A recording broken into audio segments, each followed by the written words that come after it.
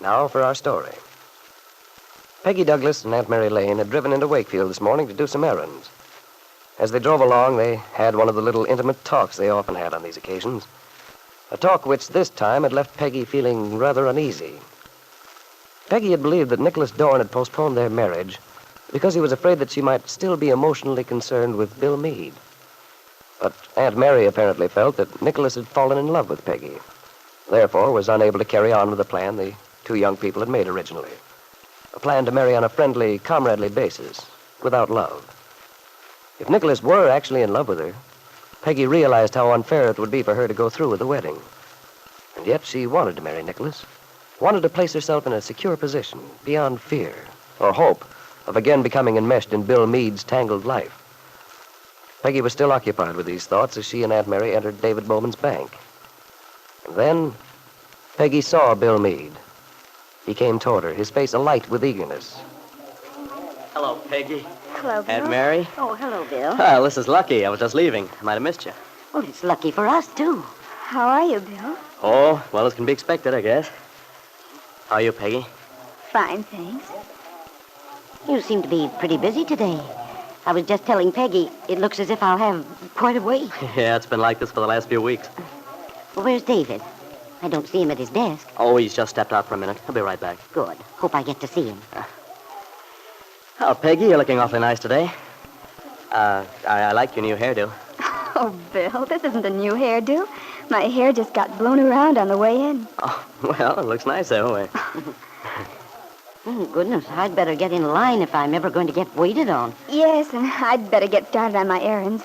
I'll see you at the car, Aunt Mary. All right. Well, goodbye, Bill. It's been nice Oh, to... wait a minute, Peggy. I'm just going too. I'll walk out with you. Okay, Bill. So long, Aunt Mary. Glad I saw you. Yes, Bill. Come out to see us some evening. Fine, I'd like to.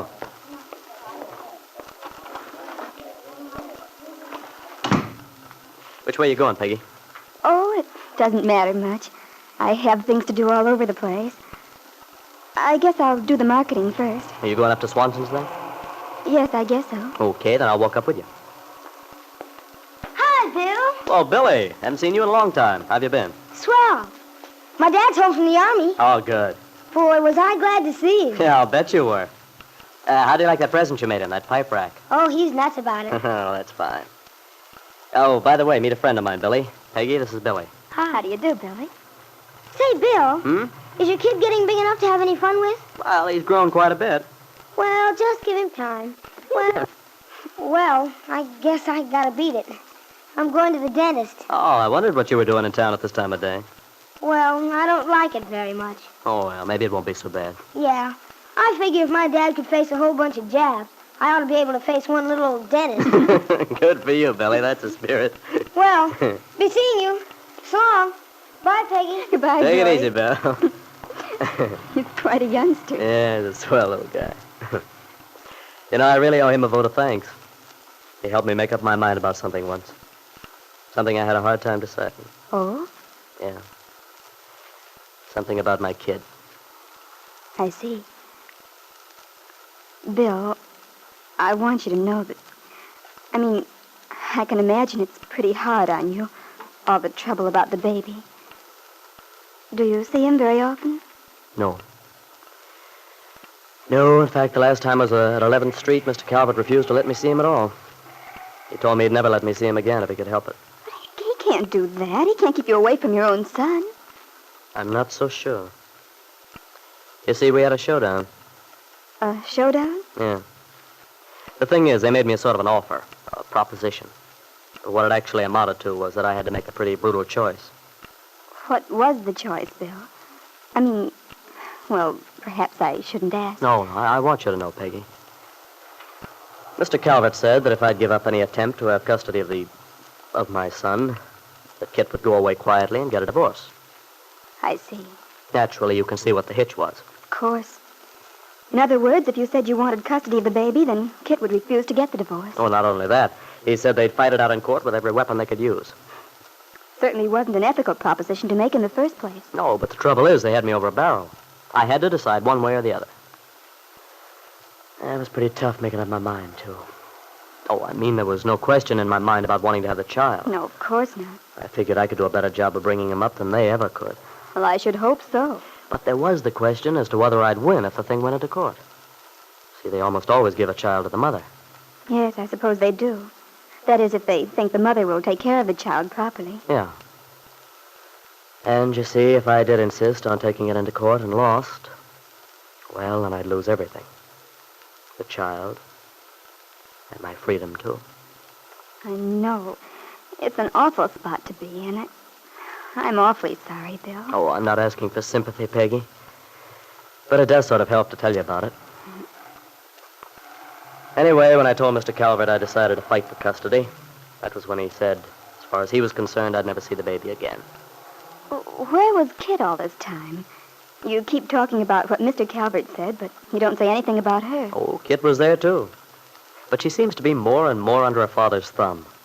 Whatever Ben Calvert wants is the law over there. She must have changed quite a lot, then. She certainly used to stand up for her own rights. I know. But she... Well, Bill, I think you should hold out for what you believe. That baby is yours, and I think you're the one who should have him. Well, I've got it all worked out. How I'd arranged to have him taken care of. The way my job goes, I'd be able to get home at least once during the day to keep track of things. Oh, Bill, I'm sure you could manage. And, of course, eventually you'll probably remarry when everything between you and Kitt is straightened out. Then you could give your son a proper home. Yeah. Well, I don't know about that part of it, Peggy. Oh, but of course you will, Bill. You'll find some nice girl and start life all over again. I doubt it very much. But why, Bill? Oh, you're just feeling sort of defeated now, but well, you know how it is. Time takes care of a lot of the pain. Of course, at the moment, it seems as if you're always going to feel the way you do, but then gradually, without realizing it, you'll begin to feel better. Yeah. Well, I hope I won't be feeling so low indefinitely. But... But what, Bill? Well, you see, my problem's pretty complicated, Peggy. I mean, well, when you have a child, it just changes things. Well, certainly it changes things, but not so there's no hope of ever having a normal life. You really think that, Peggy? Of course I do. Peggy, how would you feel about marrying a man, bringing up another woman's child? Well, Bill, that's a very difficult question for me to answer. Well, yes, but you've just been I saying know, that but the things I was saying were in the abstract. It's different when you think of a specific situation. Yeah, sure. I realize that. Because, you see, Bill, we're talking about you. You and your child. And your child is Kitt's child, too. You must see what a difference that makes. Yeah, Peggy, I see what a difference it makes. It would take a very unselfish love to overcome an obstacle like that. A very great love and a very big person. I know. And, you see, I just don't think I have what it takes, Bill. I'm afraid I'd never be able to do it. Well, Bill, that's your answer.